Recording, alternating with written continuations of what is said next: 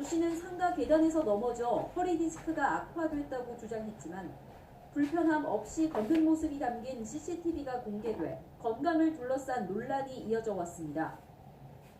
조 씨 측은 검찰이 의료 기록 열람을 요청해 모두 동의했다며 구속영장이 재청구되면 휠체어를 타고서라도 구속영장 심사 법정에 나가겠다고 말했습니다. 입어도 잘 어울릴 수 있는 걸 선택.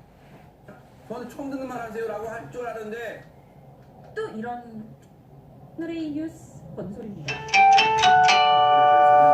받았어요. 그것 때문에 서울시장이 근데 서울시장이 되면서부터는 이제 정치인의 첫 걸음을 뗀 게 아닙니까? 이제 8년이 됐는데 8년 동안 박원순 시장이 지금 거쳐오면서 저는 매우 정치적인 사람이 됐다고 생각을 해요.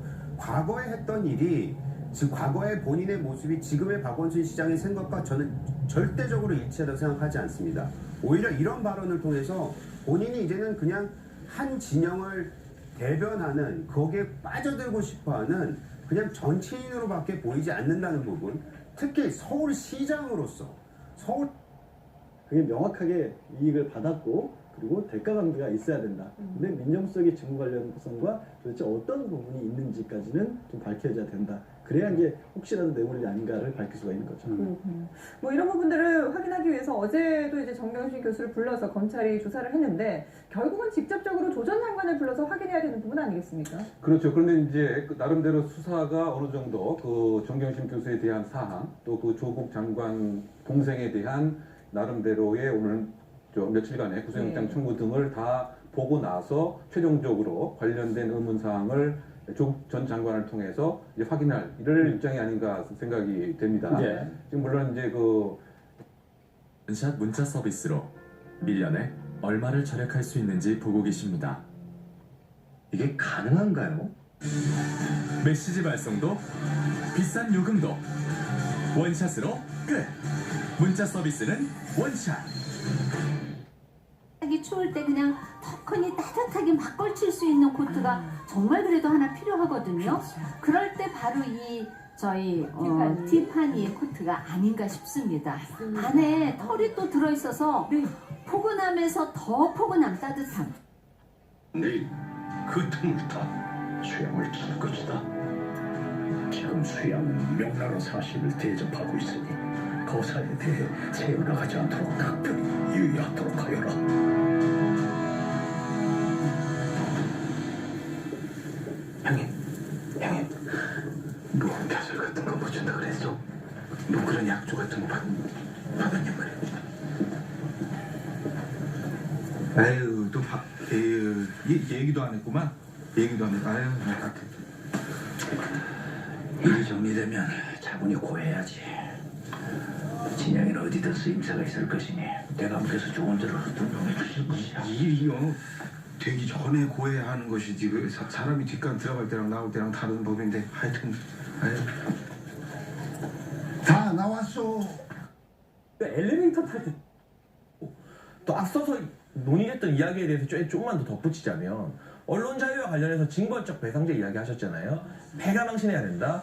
가장 먼저 징벌적 배상을 할 위기에 처하실 분이 저는 박원순 시장과 함께 방송을 진행한 김어준 씨라고 생각하거든요. 김어준 씨 얼마나 논란이 되는 발언 많이 했습니까? 황우석 사태부터 시작해서 세월호 고의 침몰 이야기도 했고 선거 개표 조작 이야기, 과거로 고슬로 올라가면 이명박 전 대통령 눈 찢어진 아이 운운하면서 말도 안 되는 사생아 논란까지 본인이 일으키기까지 했는데 그러면 저 자리에서 박원순 시장과 웃으면서 인터뷰하는 김어준 씨가 징벌적 배상제의 첫 번째 대상이 될 수도 있는 겁니다. 따라서 언론 자유에 대해서 이 서울시장이라는 막대한 권한을 가진 분이 다른 일반 시민들처럼 가벼운 이야기를 했을 때 그 책임 소재의 논란, 그 불똥이 어디까지 튈 수 있는가를 생각해보면 저 자리에서 하신 말 집권 여당으로서의 역할을 할 수 있도록 좀 해주시면 고맙겠습니다. 네. 그래서 중진 의원들께서도 우총 때 말씀을 좀 주시고 지혜를 좀 나눠주시길 부탁을 드리겠고요. 초선 의원들께서도 여러 의견들이 있으시면 의총 장소에서 가감없이 말씀을 나누시고 그걸 서로 이야기를 해야 그 내부 분란 없이 잘 마무리를 하고 함께 의견들을 모아나갈 수가 있거든요. 그런 면에서 제가 조금 당황스러운 건 금요일날 의총 때 너무 이야기가 없었다는 점도 있지만 주말을 거치면서 기자들의 취재는 이렇게 저렇게 당에 막 불만을 토로하는데 정작 의총이 열리면 침묵하는 방식으로 가게 되면 정말 당이 골병들 거라고 봐요. 예. 그래서 의원님들이 조금 더 용기를 좀 내시고 했으면 좋겠고요. 다만 한 가지 의견이 좀 다른 게 있습니다. 초선 의원들끼리 서로 얘기를 했을 때 이철희 의원님처럼 그 지도부 책임론을 얘기하는 분들은 아주 소수였습니다. 예, 그러니까 그 초선 의원들 대부분이 뭔가 좀 민생과 경제로 국면을 전환하고 이슈 관리를 좀 해야 된다라고 하는 생각은 많이들 하세요. 조국 수호 그만하고. 그렇습니다. 왜냐하면 그 부분은 검찰이 수사가 있고요. 또 검찰 개혁과 관련된 부분은 우리 국회에서 어떤 그 패스트 트랙에 의해서 절차적으로 좀 밟아가고 있는 것 아닙니까? 그러면 국민들께서는 조국 논란과 그 검찰 개혁이라고 하는 두 부분에만 집권 여당이 몰두하는 것처럼 보이는 것에 대해서는 대단히 실망스러워하실 거기 때문에 지금 3, 4분기 우리 경제 성장률 0.4입니다. 엄청 충격적입니다. 4, 4분기 이게 더 낮을 가능성도 있다는 겁니다. 경제부총리는 2019년 올해 경제 성장을 2.0에서 2.1로 보고 있습니다만 대부분의 많은 전문가들은 1점대로 하락할 가능성이 있습니다. 그게 내년 2월달에 성장률이 발표됐을 때 그 추가 어떻게 할 겁니까?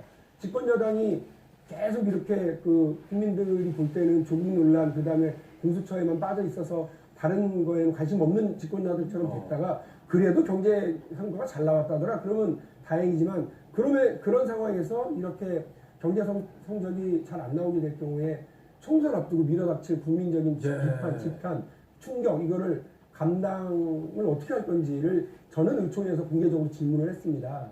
그래서 그 부분과 관련해서 지도부가 책임 있게 이 방향을 좀 잡아야지 그렇지 않으면 좀 걱정스럽다고 말씀을 드린 거고요. 이것과 지도부 책임론은 좀 다릅니다. 그러니까 저는 대안 없이 지도부 책임론을 얘기하는 건 무책임한 지도부에 대한 책임론이고 그것은 자칫 당내 새로운 혼란과 국민들이 보실 때 정말 무책임하게 자기들끼리 찍고받고 싸우는구나 이렇게 될 가능성이 있어서 저는 질서 있는 태각 그다음에 질서 있는 국면 전환 이것을 다시 한번 요구를 합니다. 참 박용진 의원 말씀이 맞는 말씀이시고 사실은 이제 용기를 내서 또 돌직구쇼에서 소신 발언 해주셔서 저는 참 감사드린데 제가 한 가지 걱정인 게 오늘 아침에 제가 이 기사를 봤어요. 실제로 지금 기사가 떠 있는데 박용진, 조응천, 금태섭, 김혜영에 대해서 표적 공천을 할 것이라는 얘기가 당 내에서 돌고 있다. 이 기사가 지금 떴거든요. 이 말은 쉽게 말하면 소신 있는 발언한 조국 수호 동참 그만하자는 박용진, 조응천 등등 공천 안 주겠다는 얘기잖아요. 표적 공천. 룰 쓴 경우는 흔하지 않아요. 근데 이거는 진짜 18금이에요. 금이 어느 정도 중량이 들어갔냐면 지금 풀세트에는 33점 지금 몇 g이에요? 6, 7g. 와. 어마어마해요. 중량이. 그리고 팔찌만 반지 없이 팔찌만 해도요. 네. 예쁘지 않아요? 하거든요. 이 편지를 통해서. 근데 이 편지가 공개된 건 8월인데요. 근데 이 편지가 상당히 좀 신빙성이 있는 게 그 편지를 썼던 실제 시점입니다. 그래서 지난해 12월에서 1월 초 사이로 아마도 그때 좀 쓴 것 같은데 그때 좀 쓴 걸로 추정이 되는데 그 당시에 무슨 일이 있었냐면 2심 재판에서 징역 20년, 벌금 200억 원, 추징금 72억 원을 선고받은 이유거든요. 그러니까 이제 이 70여 원을 공탁을 해야 되고 이런 말들이 다 신빙성을 얻는 거예요. 그래서 아마 정유라가 25억에서 30억 정도 현금으로 숨겨놓지 않았을까 그렇게 이제 지시 상황이 보이는 것이죠. 네. 저희가 앞서 보여드린 건 그 내용을 핵심 내용을 저희가 정리한 거고요. 실제 그 자필 편지를 보면은요. 처음에 편지가 머릿말이 유라에게로 시작이 됩니다.